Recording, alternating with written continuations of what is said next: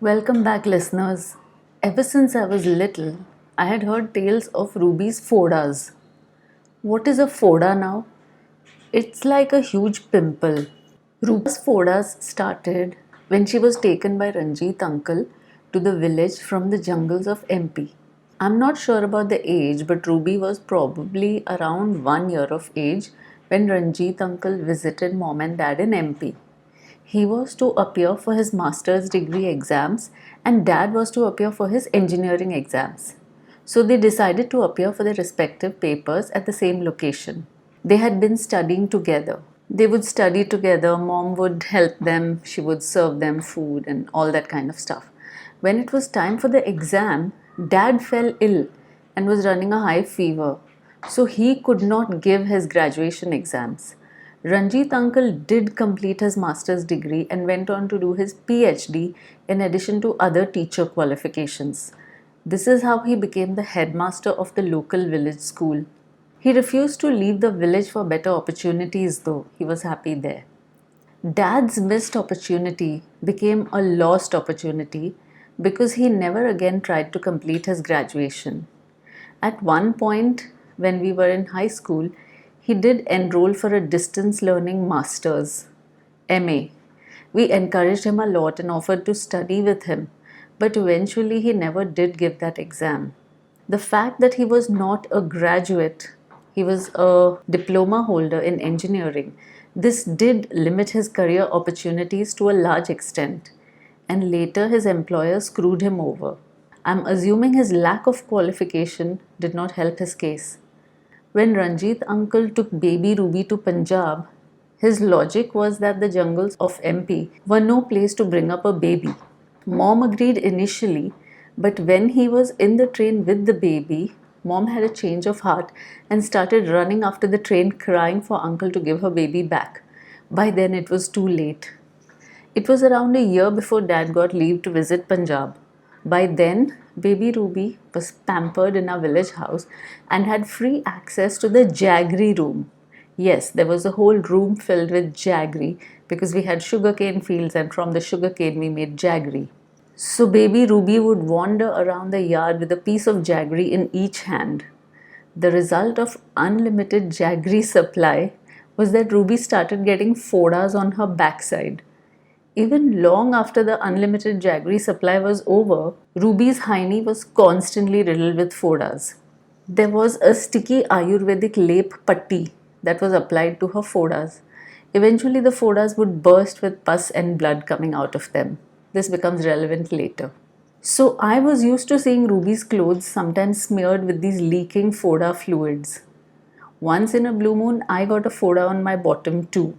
We would just use the sticky putty on it and forget about it. Unbeknownst to me, Ruby had already been told about the period when she was quite small by an older girl, Poonam. Poonam was the girl who used to play badminton with Ruby while I used to wait on the sidelines for my turn. Ruby had the courtesy not to share that jarring information with me or Molly. I guess Ruby got her period when she was around 14 or so. My mom, on the other hand, had gotten her period only when she turned 17. She would later reminisce about how her sisters would worriedly follow up with her constantly because this was later than usual for a girl to start menstruating. Thus, as a 12-year-old, I was completely unaware of the existence of the monthly period. It had been a few months since I had discovered masturbation. On a Sunday morning, from the corner of my eye, I noticed Ruby nudge Mom. They were both looking at me. Mom asked me what the stain on my nightie was. I pulled the stain part of the nightie towards my field of vision and looked. Oh no, my foda burst, I told them. They both looked relieved and we carried on with our morning. Later, when I went for my shower, I noticed that there was no foda on my bottom.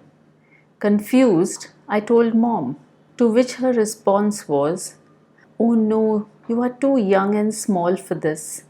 I was still confused. Then Mom told me that this happened to females. I could not believe this. I asked her if this was a disease, And why haven't they found a cure yet if it happens to all females?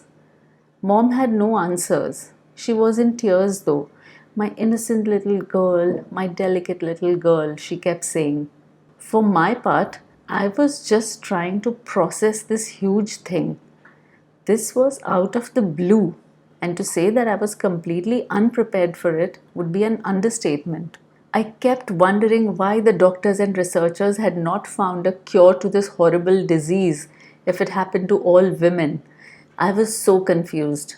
Mom took me to the bathroom and started tying a strip of cloth around my waist. I thought this was some ritual.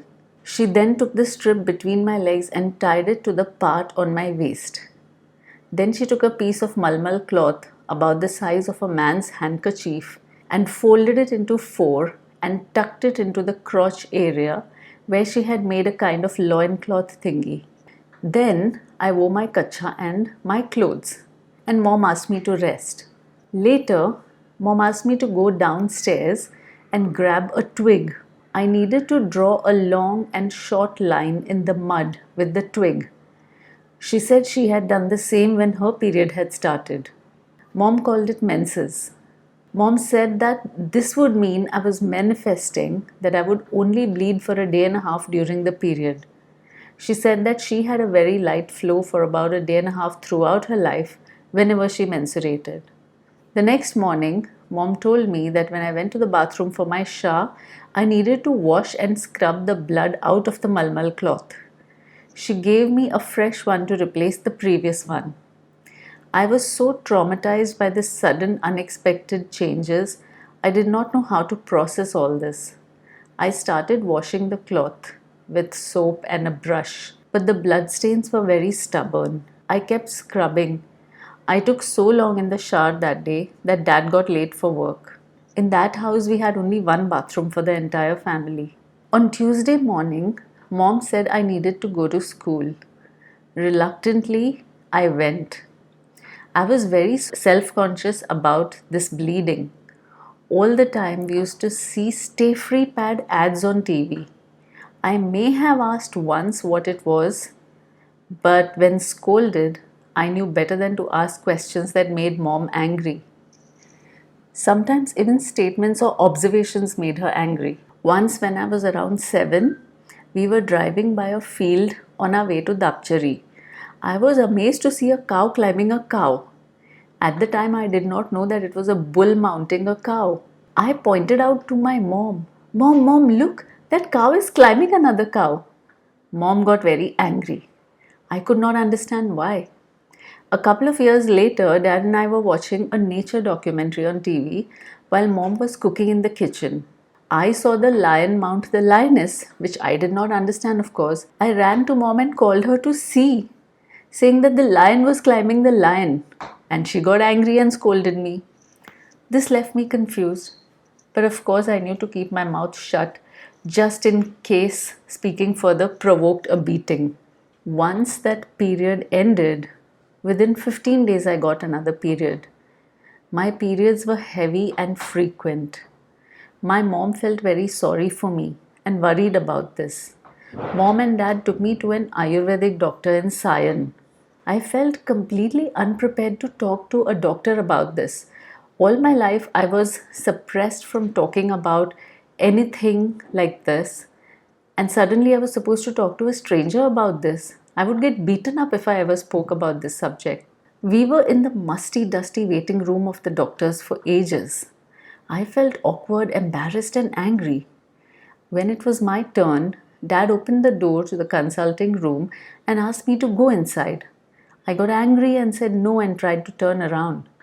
The doctor called me kindly, and seeing my behavior, she may have guessed that this was about my period. So she asked me if this was about my periods. I told her yes. Then she asked me more questions and gave me a powder that I had to drink with lemon juice every day. I did that diligently, but things did not improve much. Meanwhile, the four-way folded cloth was far from enough to contain my massive flow. Oftentimes, I stained my uniform skirt. Our high school uniform was completely white. It has been changed now though. I would often find myself in the washroom washing the stain off my skirt with water. At the time, there were no soaps in the bathrooms, neither in school nor in college.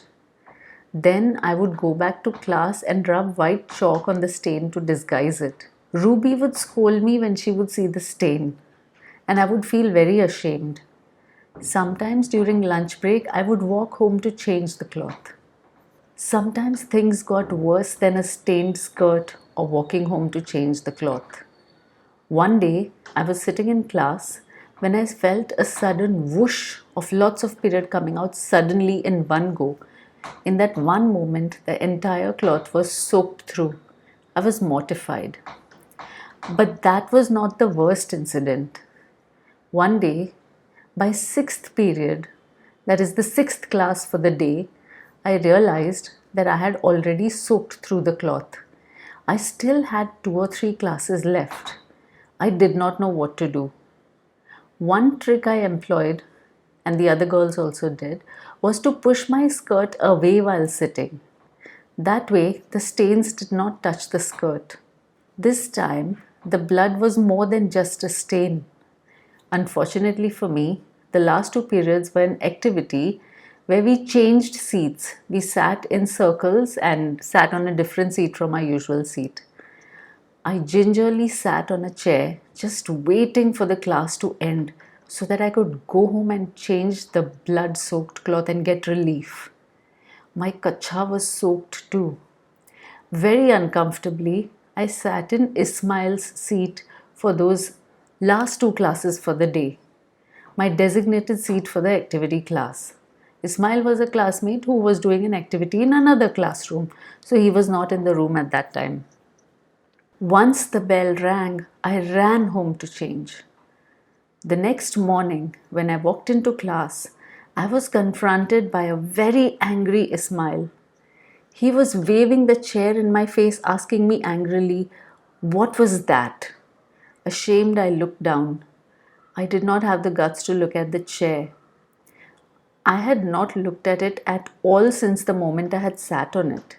I had not expected the confrontation because I had learned not to confront anyone ever, no matter what, so I thought the others would be the same.